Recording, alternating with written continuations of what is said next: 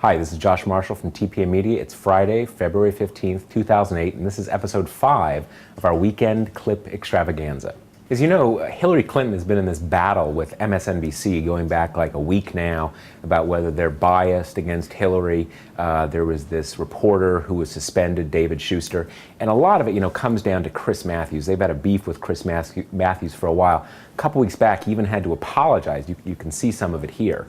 Was it fair to imply that Hillary's whole career depended on being a victim of an unfaithful husband? No. And that's what it sounded like I was saying, and it hurt people. I'd like to think normally like what I say, in fact, normally like me. If my heart has not always controlled my words, on those occasions when I have not taken the time to say things right or have simply said the inappropriate thing, I'll try to be clearer, smarter, more obviously in support of the right of women, of all people, to full equality and respect for their ambitions. So I get it. So we've been wondering here at TPM, trying to find out, what's Matthew's beef with Hillary Clinton? Why is he so big on Barack Obama? Actually, on primary night, the Potomac primary, not long after Obama's speech, Matthews came forward and he kind of let the cat out of the bag. He admitted that when he sees Obama speak, he gets a twinge in his shorts. Take a look. I have to tell you, it's part of reporting this case of this election.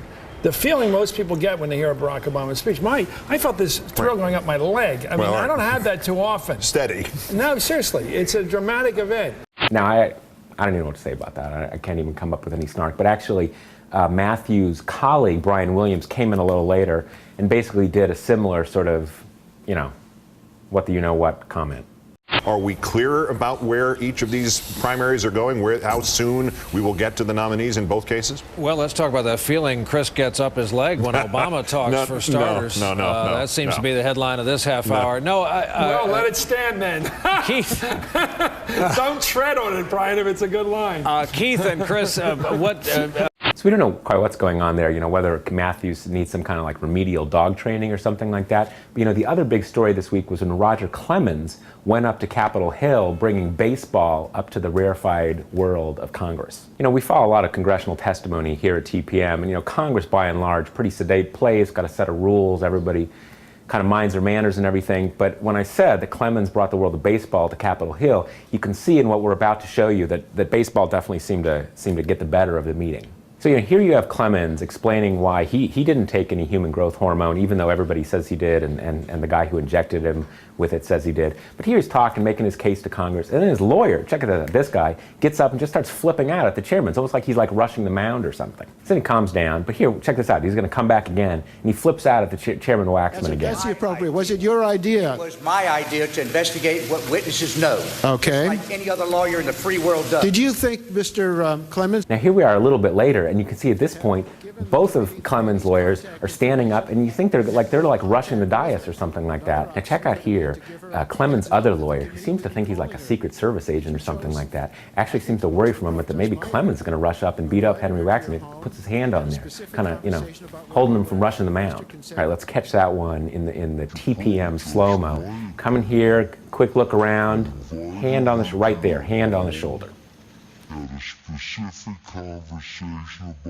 be honest, it's definitely a different class of lawyer than we're usually used to when we watch congressional testimony. It looks a little bit more like, kind of lawyers aging baseball player calls when he gets caught up in a vice thing or something like that. Really leaning forward in terms of the legal profession. I'm hurt by those statements that I would get in the way of finding anything that you guys were looking for.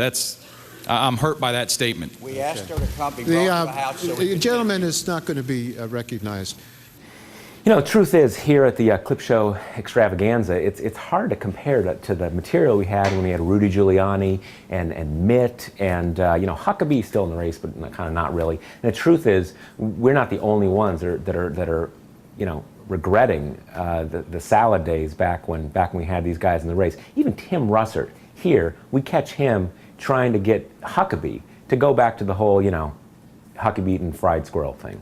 Quote, when I was in college, we used to take a popcorn popper because that was the only thing they would let us use in the dorms, and we would fry squirrel in the popcorn poppers in the dorm? We really did that.